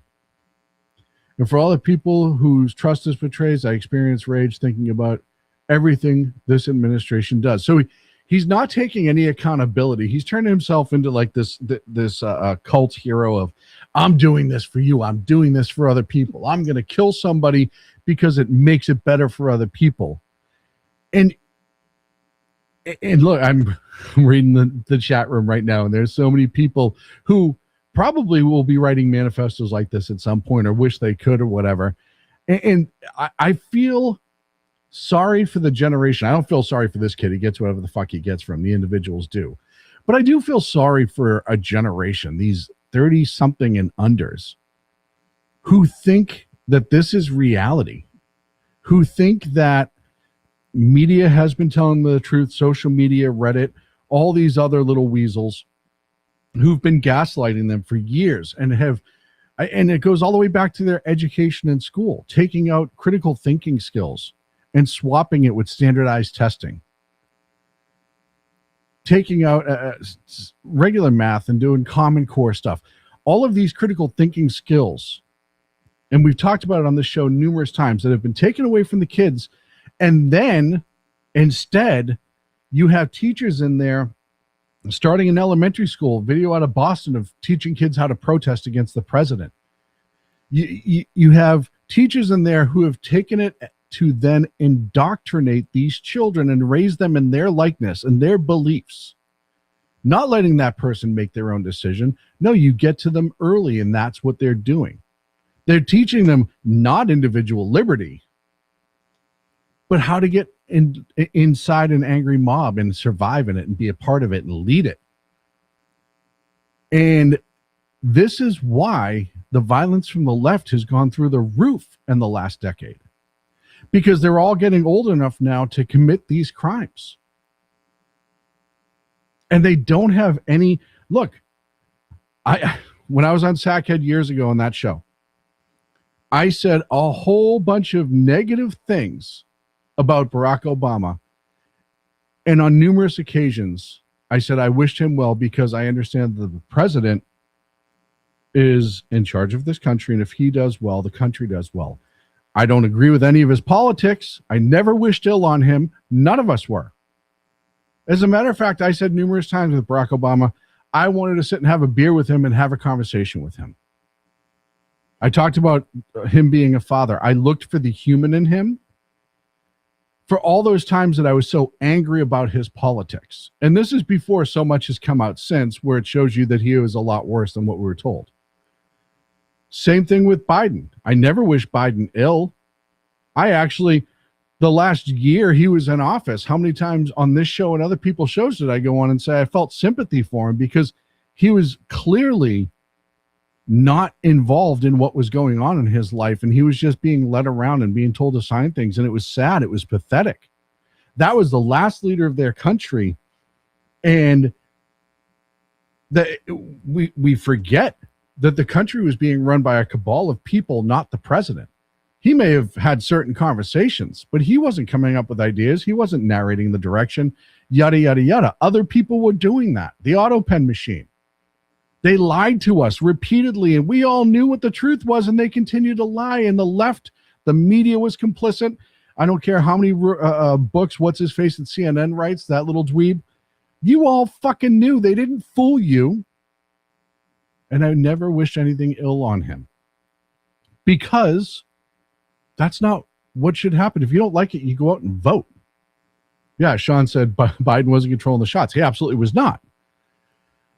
But you go out and you vote. And you change it. And there's been changes to voting laws in the past. There's been redistricting in the past. All of these things you're seeing now that they're acting like are totally unprecedented. It's all happened in the past. The SAVE Act, as much as people don't like that, that's been happening all over the world for decades, and they have no issues in most other countries. They can count paper ballots by hand with millions of votes and voter ID. So before they try to tell you that's why they lose this next election, which is what they're going to tell you, oh, we lost this election because of voter ID and it kept so many people and yada, yada, yada. None of that is true. It's not factual. You're being gaslit, just like this kid was gaslit to the point that he was going to try and kill the leader of the free world, like him or not, politics or not. Look, that same spot that Reagan got shot at, that was a guy who thought he was impressing, Jodie Foster? And I'm not condoning it, but it's a very different motive. He thought it was going to get him laid. As batshit crazy as that sounds. This guy was entirely different. Cole Thomas Allen is not a one-off. Cole Thomas Allen is not necessarily an individual. There are more Cole Thomas Allens out there. When we come back from the break, I'm going to talk about a few of them. But I asked this question on X, 2 Against Tyranny, if you want to follow me. I asked this question on X is, when are the Democrats going to actually start having this conversation about how their side has been increasingly violent over the last decade or more? And we saw part of the reason is they blamed all these white supremacist groups and blah, blah, blah, and protesting and this and that. And the other thing we saw, the Poverty Law Center was the one funding all of them. If you aren't realizing, if you're a Democrat and you don't realize that everything you've been told is true by the Democrats for the last 16 years, more so now, it's a lie. And it's been a lie. And I've said it before, Trump's not perfect. I've never claimed Trump is perfect. And I see this in the chat room. Oh, you're orange god. But no. I've said this before. I'll say it again. Trump mirrored my beliefs that I held well before Trump walked down the escalator. When all the rhinos would sell us up the fucking river left and right and give this country away left and right. And I hated on all of those rhinos. I was America first before it was on a hat. I was saying make America great again before the president uttered it. I didn't say those exact words, but those were my sentiments. And the whole country felt that way twice. And all the things that the president's doing, as much as the left hates to admit this, is what he said he was going to do. And I don't think he's gone far enough with a lot of things. And where I disagree with him doesn't mean that I don't support him. I'm allowed to disagree with leaders, even ones that I've elected into office, and hold them accountable when I think they need to. But that doesn't mean that I'm going to shit all over them or wish ill upon them, even when they're the people in office that I did not vote for, because I'm not a psychopath. And Cole Thomas Allen absolutely was. I'm up against a break. I'm going to take my 2 minutes, grab myself a drink. I hope you do the same thing. Look, shrmedia.com, and click at the top on the shirt, 250 reasons, or you can get an Edge of Liberty shirt if you want to support the show. But if you don't want to support the show, and I get it, you can get one of the 250 reasons shirt. It's that good looking son of a bitch right there. 250 reasons to read source documents. I think source documents are important. They're huge. Shout out to our friends over at KLRN Radio for simulcasting. I'll be back right after this. Conservative media done right. You're listening to the SHR Media Network. Welcome to the SHR Media Shop. This is not just merch, it is a statement. SHR Media is built as a rebellion against the mainstream. We deliver truth without a filter or permission. When you wear our gear, you are standing for liberty and unapologetic free thought. Every piece is a badge of support for independent journalism. Wear it loud, wear it proud. Support the mission and join the rebellion at the SHR Media web store. Attention, all patriotic women of faith. Yep, I'm talking to you, sis. Are you looking for high-quality, super soft apparel that reflects your love for country and your devotion to God? Look no further than Carry Girl Gear. Picture this. You rocking a tee so soft it's like being hugged by a cloud, all while showing off your love for God and country. Sounds dreamy, right? Well, welcome to reality, babes, because that's what we're all about here at Carry Girl Gear. We specialize in super soft tees, tanks, and more, designed specifically for the strong, patriotic woman who proudly wants to carry their message of faith and freedom. When you shop with us, you're not just getting a t-shirt. You're joining a community of like-minded women who are proud to wear their beliefs straight on their tees. So whether you're sipping sweet tea on the porch or leading the charge for faith and freedom, do it in a Carry Girl tee. Because life's too short for stiff, boring tees. CarryGirl.com, where faith and freedom meets fashion. Come listen to BZ's Berserk Bobcat Saloon Radio Show. Live on select and exclusive Tuesday and Thursday nights at 11 p.m. Eastern, 10 p.m. Central, and 8 p.m. Pacific on the SHR Media Rumble channel, SHR Media YouTube channel, X, Twitch, Spreaker, and wherever great conservative podcasts are found. BZ, your conservative Sherpa, guides you through the maelstrom of Democrat, leftist, and globalist lies, chaos, deceit, and betrayal. Raised as a free-range child with dirt, stains, mud, and freedom, BZ broadcasts from North Idaho, comfortably surrounded by actual normal people. Jump into our plush, sumptuous, palatial, and resplendent chat room on rumble.com. Click on live chat to join.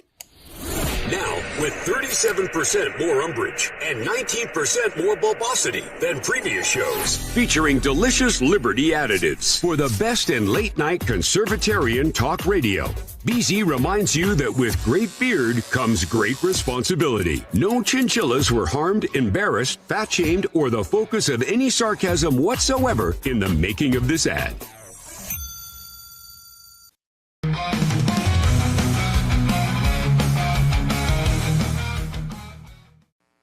Ladies and gentlemen, welcome back to the Edge of Liberty right here on the SHI Media Network. Going over to the chat room, just want to say hi to Daniel, hi to Boyd. I saw a listening post in the chat room. I know Sean's in the chat room. Philip, seriously, man, you just keep gaslighting yourself to believe that. And you know, I wish you well. Hopefully this will be an example for you to straighten yourself out. And when I talk to you about gaslights and lies, I mean, this is some of the stuff. This is allegedly his social media that he was retweeting that he believed was true. Do you remember the allegations that all the voting machines were hooked up to Starlink so Elon Musk could fix the vote for Donald Trump? You remember all that insanity? He was a believer in that. This was from him, allegedly. He retweeted Andrea Chalupa. The Starlink story is really taking off. If you're one of those White House Dem influencers, ask the admin to release a... And the story is essentially Starlink was hooked up, and that's how Donald Trump won. So this is what I talk about, doing no research or using no critical thinking skills. And where does this come from? Well, he was encouraged for a long time by media and social media that President Trump was going to be the downfall of our society. And I have a couple of videos here that I'm going to play for you that are just unbelievably ridiculous. Look, however influential and successful a president is or it isn't, it does not necessarily decide the downfall of our nation. The downfall of our nation will come from the fabric within. It'll be the people who change it. It will not be, for good, better or for worse, it will not be the president. The president will try to get it to go in a direction, a Congress try to get it to go in a direction. But you have these people who absolutely go to the nth degree to try to convince people that Donald Trump and the Republicans are going to destroy the nation. And it's all because they just don't agree with their politics. And that's something that Democrats don't miss. Look, I whenever I listen to people from quote unquote my side of the aisle, conservatives, I still try to do research into what they're talking about. I don't take their face value at it because you can't, unless it's something I already know about. I don't go and sit there and look up every single, because if it's, constitutionally based stuff that I have decent knowledge on. But Democrats don't do that. And then they get lambasted with posts like this from famous Democrats. This is from President Biden. These are all the posts that he put out calling Donald Trump a threat to our democracy. Dog whistles. These are called dog whistles. These are what get people activated. It's almost like, before I read them all off, I was thinking about this. It's almost like they've been conditioning these people for years to be unknowing sleeper cells. And then they don't know what the right trigger word is going to be, but eventually somebody will utter it their way and it will activate them completely. And this is what seemingly has been happening. Joe Biden, Donald Trump, and MAGA Republicans are a threat to the very soul of this country. Donald Trump is the greatest threat to our democracy. Donald Trump is a genuine threat. He's a threat to our freedom. He's a threat to our democracy. He's literally a threat to everything America stands for. Donald Trump is a threat to our democracy. Trump poses many threats to our country. Greatest threat he poses to our democracy. Without that, we lose everything. And that was for the guy that was the president of the United States at the time. Now, do I think that he was necessarily running his own X account? No. But the point is, it was coming from the presidential, at the time, the president's own X posts. And it wasn't just him. And I've played these types of videos before, and I'm not going to play all of them because I get, 22 minutes left, and there's a whole bunch of stuff that I want to rip through. But I'm going to show you just a couple of videos of infamous Democrats and leaders who talk about the hurting the president like it's pouring a glass of water. And even if they don't use the specific words, where's that video I had? I got it here somewhere. It's the mashup. Here it is, the Pelosi and all the other ones that you've seen before, but I want to remind everybody again what they've said in the past. Why there aren't uprisings all over the country, and maybe there will be. People need to start taking to the streets. This is a dictator. There needs to be unrest in the streets for as long as there's unrest in our lives. Enemies of the state. Show me where it says that protests are supposed to be polite and peaceful. Do something about your dad's immigration practices, you feckless. When they go low, we kick. How do you resist the temptation to run up and wring her neck? The biggest terror threat in this country is white men, most of them radicalized right up to the right. I thought he should have punched him in the face. I said, even if you lost, he insulted your wife. Yes. He came down the escalator and called Mexicans rapists and murderers. He said, well, what do you think I should have done? I said, I think you should have punched him in the face and then gotten out of the race. You would have been a hero. I'd like to punch him in the face. I said if we were in high school, I'd take him behind the gym and beat the hell out of him. Punch some people in the face. The violence, the continued violent rhetoric. This is not the only time, and this is not the last time. And there's so many videos that I've played in the past of things like this. And I feel like I did this show during the last assassination attempt. And you might say, well, how many assassination attempts have there been? And I'm glad you asked that question, if I'm being entirely honest. If we go back in time, and here we go. I went back 100 years. And I'll talk about all the assassination attempts, and then I'll show you something that might surprise you. 1928, before taking office, Argentine anarchists plotted to blow up the train carrying President Hoover. Franklin D. Roosevelt, 1933. Giuseppe Zangara, 5 shots at the president-elect at his home. In Miami, Florida. Harry S. Truman. 2 Puerto Rican nationals named Oscar Collazo and Griselda Terrelzia attempted to storm Blair House where Truman was staying. In the 60s, obviously, there's the attempt on JFK by Richard Pavlik, loaded his car with dynamite intending to ram the president-elect in Florida. 63 is obviously when President Kennedy was killed. Richard Nixon, 74, Samuel Bayek hijacked a commercial liner on the ground in Baltimore. His plan was to crash into the White House. Gerald Ford, 75, Lynette Squeaky Fromm, who is a follower of the Charles Manson, aimed a pistol at Ford in Sacramento. Gerald Ford again in 75, weeks after. Sarah Jane Moore fired a revolver at Ford in San Francisco. Jimmy Carter in 79. Raymond Lee Harvey was arrested for carrying a starter pistol outside the venue where he was scheduled to speak. In the 80s, John Hinckley Jr. into Reagan outside the Hilton, as we talked about. George Bush, after Bush left Office of Iraqi Intelligence. This is George H.W., the dad. Iraqi intelligence attempted to assassinate him with a car bomb during a visit to Kuwait. Clinton in 94. Frank Corder stole a Cessna plane, tried to crash into the White House. 94. Franklin Martin Duran, 29 rounds towards the White House, and that was Bill Clinton again. He was tackled by bystanders. In 96, bin Laden was attempting to blow up his motorcade in Manila, and amazingly, Clinton still didn't have the balls to order him to be taken out, even though he could have. That's neither here nor there. Bush in 05, Vladimir Ruthian threw a live grenade at a stage where Bush was speaking in Tbilisi, Georgia. Barack Obama, Oscar Romero Ortega Hernandez fired an assault rifle at the White House. A man from Mississippi mailed letters. They didn't give a name on this one, which I thought was weird. With Ricin addressed to Obama. Biden in 23. Sai Kandula intentionally crashed a rented box van into security barriers outside the White House. So as you can see, Barack Obama had 2, Bill Clinton had 3, and this is the most in the last 100 years.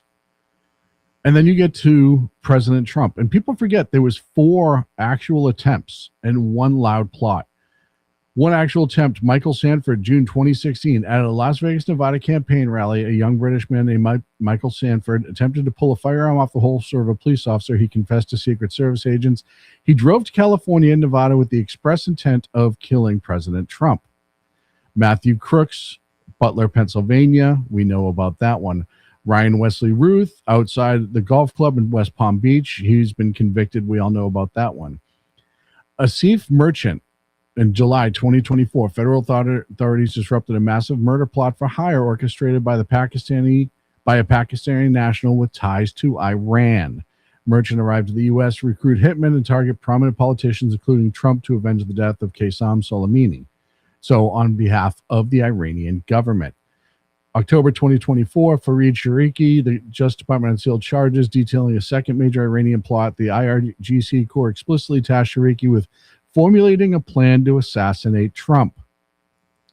Vern Miller, Riverside County deputies, a lot of people forget about this one, intercepted Miller at the perimeter of the checkpoint outside the rally that Trump was at Coachella.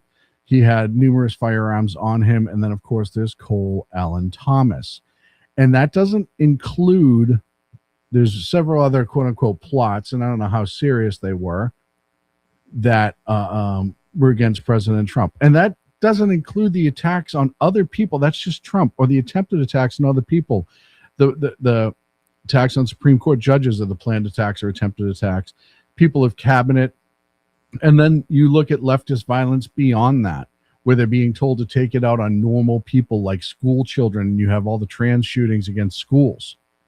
It is a problem that you cannot look away from.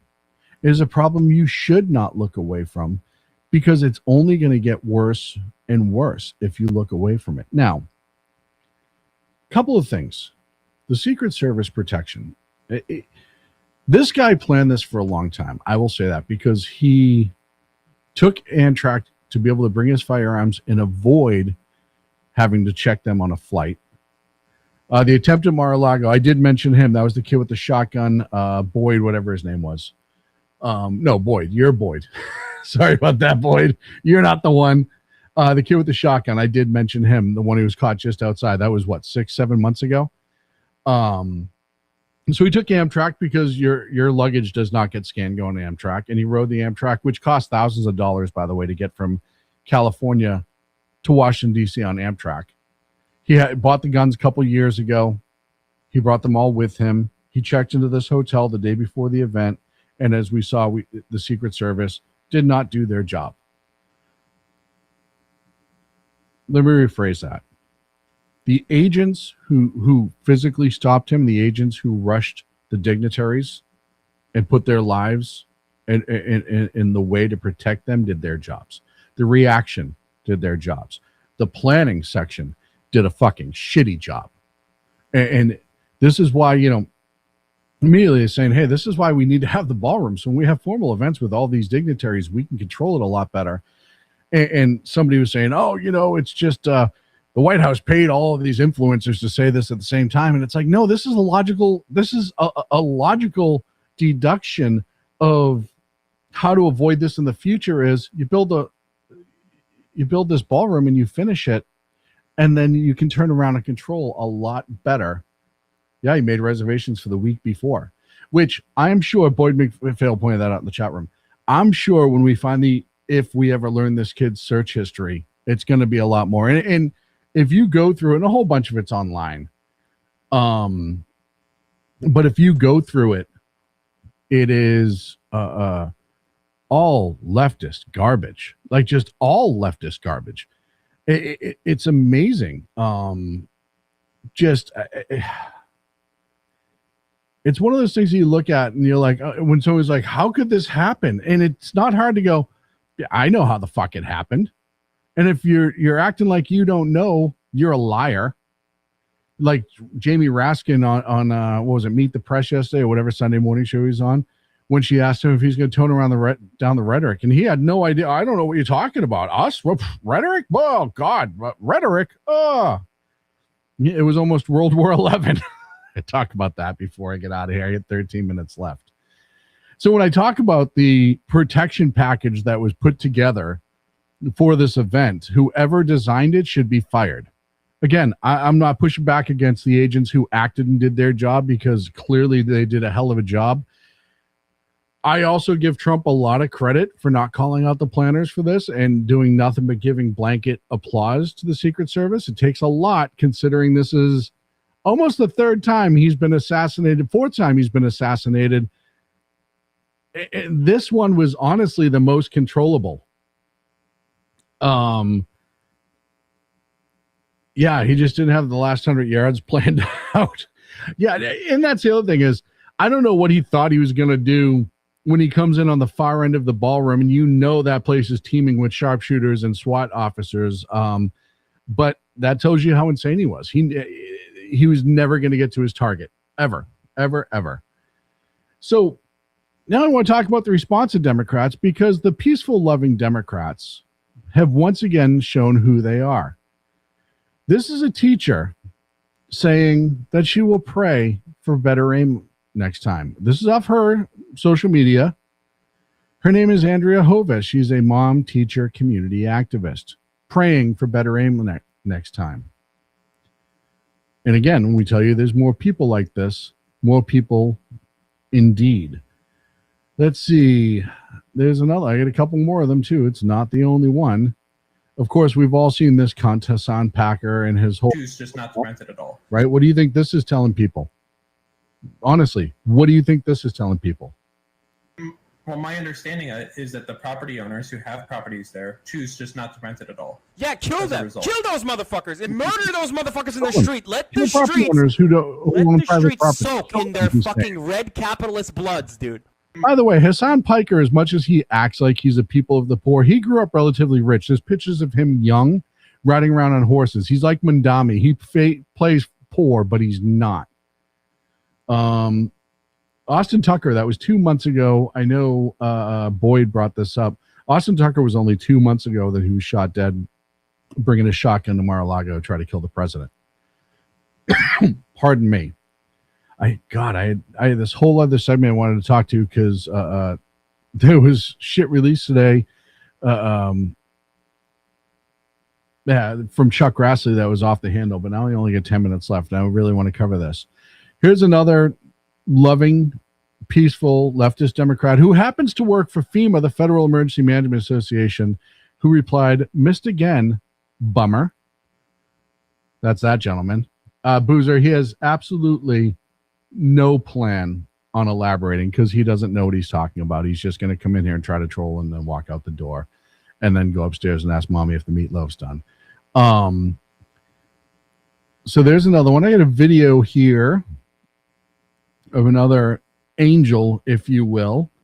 This is SE Cup 30 minutes offenses with 30 minutes before, talking about the White House Correspondents' Dinner and Trump, and this is what S.E. Cupp said on CNN. She played boo-boo face afterwards.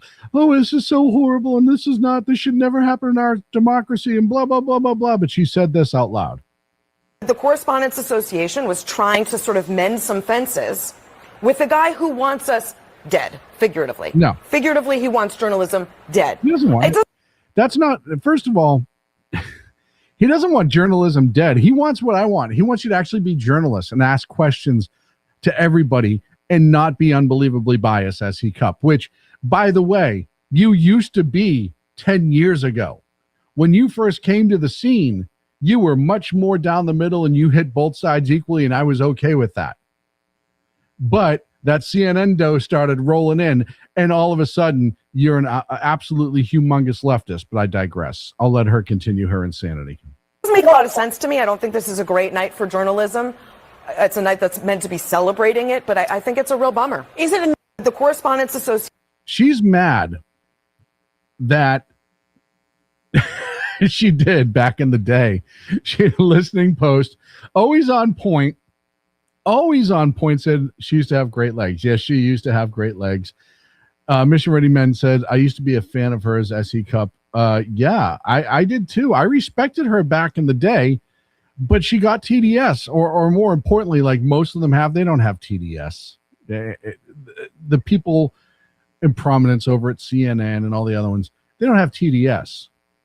They just know how to stoke other people's TDS. They know exactly what they're doing. Do they hate Trump? Absolutely. Do they want him out of office? Absolutely. Do they want him dead? I believe some of them absolutely do, as we will see right here. However, the people who are designing all of these media attacks and the way they phrase things and word things and all these dog whistle terms, they know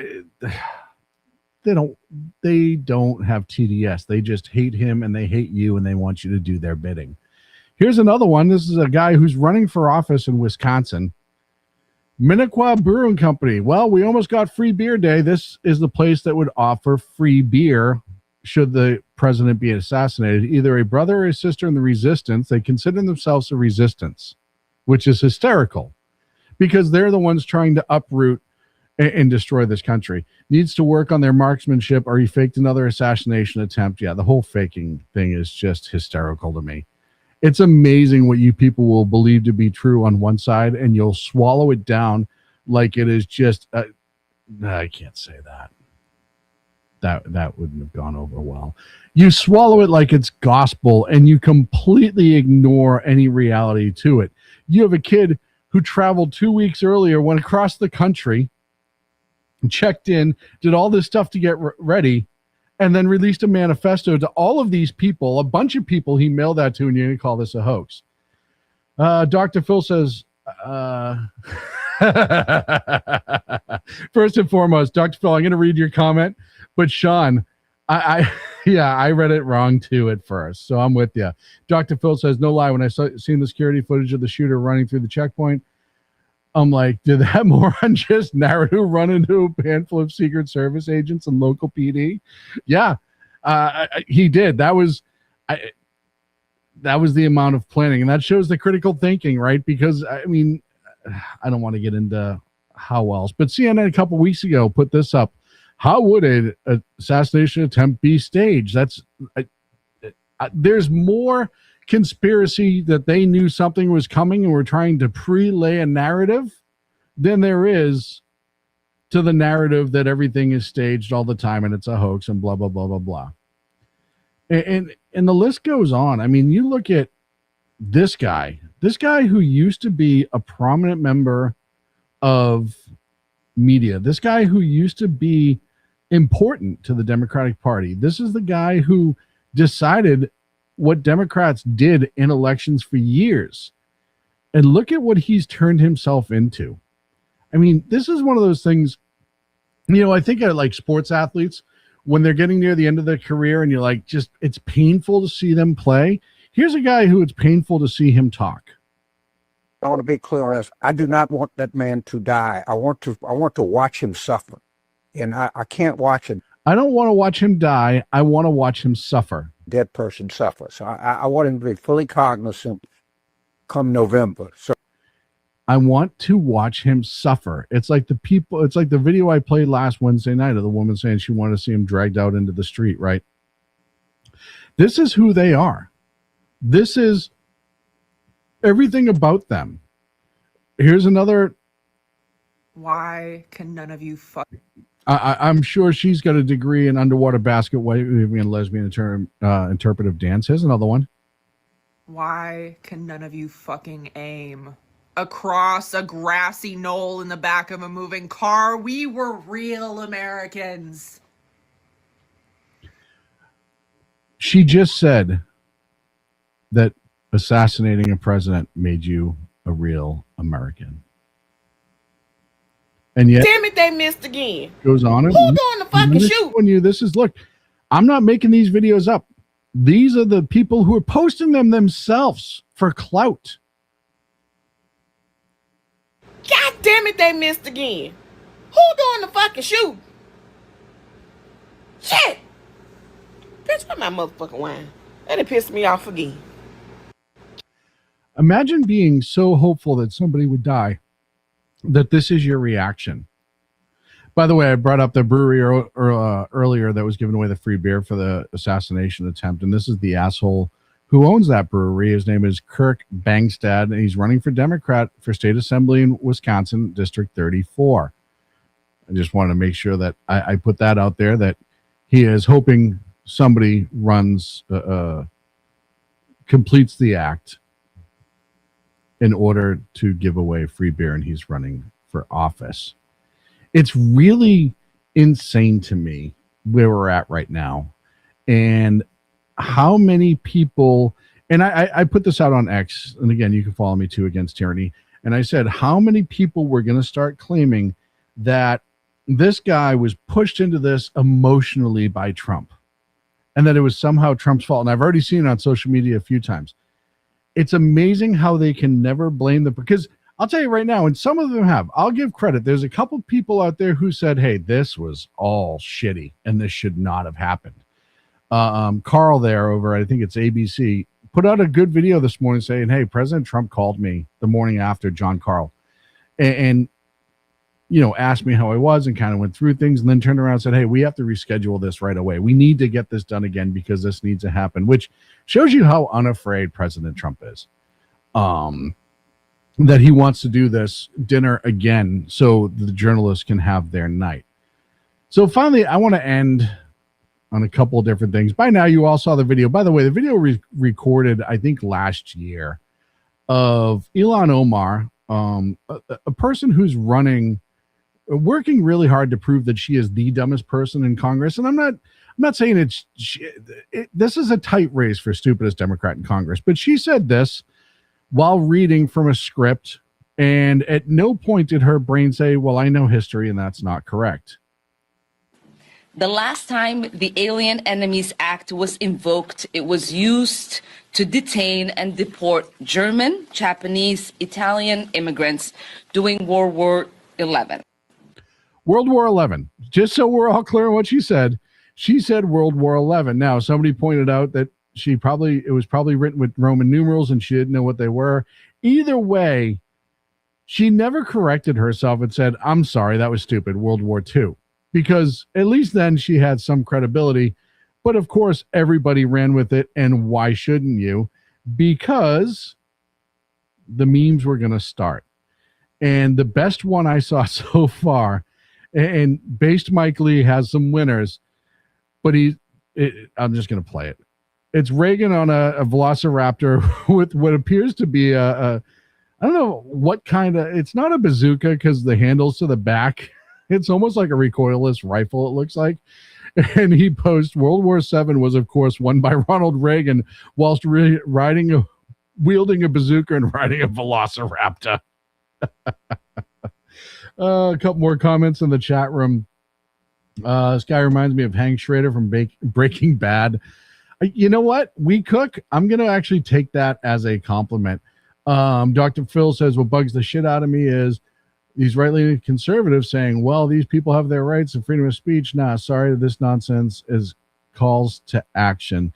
Yeah, there's a difference of freedom of speech and saying, I don't like this president and I want to vote him out, or even I don't want him to be successful because it hurts us politically, or I just don't like the man.